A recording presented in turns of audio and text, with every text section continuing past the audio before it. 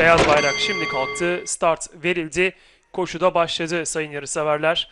İlk metreler geçirdikten sonra liderliği içeriden gelen 7 numaralı Artikmen aldı ve farkı da 1,5 boya kadar çıkartıyor. 1 numaralı Only ikinciliğe sokuldu. Bunun 1,5 boy kadar gerisinde 4 numaralı King Arza 3. sırada. 4 boy kadar geride. İç kulvara yakın izliyorum. 5 numaralı Midas Taçı hemen sağ arasında orta kulvarda. 6 numaralı Torikopa yer tuttu. 2,5 boy kadar geride dışta 3 numaralı Gold to Gold var. Hemen içinde 2 numaralı Fast Ocean. 2 boy kadar geride de 8 numaralı Çar Çıra şeklinde koşuda safkanlar 1400'e doğru ilerliyor. Şimdi 1400 metre start yerinde 7 numaralı Artikmen önde geçti. Fark 2 boy. 1 numaralı Only takipte. Bunun 2,5 boy kadar gerisinde 4 numaralı King Arda. Dördüncüye dıştan atak yapan 6 numaralı Torikopa sokuldu. Hemen içinde 5 numaralı Midas Taç var. 1,5 boy kadar geride dışarıda 3 numaralı Gold to Gold. Hemen içinde 2 numaralı Fast Ocean. 2,5 boy kadar geride de 8 numaralı Çar Çıra şeklinde 1000 metre start yerine geçiriyor.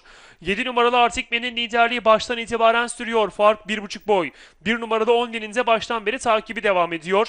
Bunun 2 boy kadar gerisinde yeri değişmedi. 3. sıradaki 4 numaralı King Arda'nın hemen sağrısına dış kulvardan 6 numaralı Torikopa geldi. 1 boy kadar geride bariyer dibine yakın 5 numaralı Midas Touch.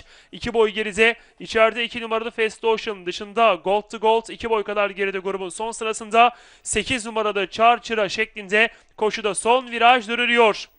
7 numaralı Artikmen virajı da 1 boy kadar önde döndü. Takipteki isimde yine 1 numaralı Only.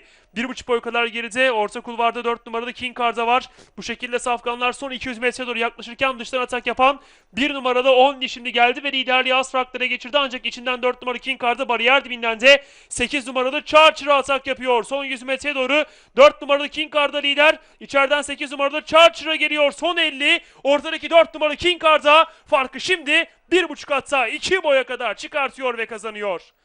8 numaralı Charger'a ikinci, 1 numaralı Only üçüncü, 7 numaralı Artikmen de koşudan dördüncü ayrıldı. 6. koşu olan Saros Körfezi koşusunu Ahmet Çelik'le start alan 4 numaralı King Arda kazandı.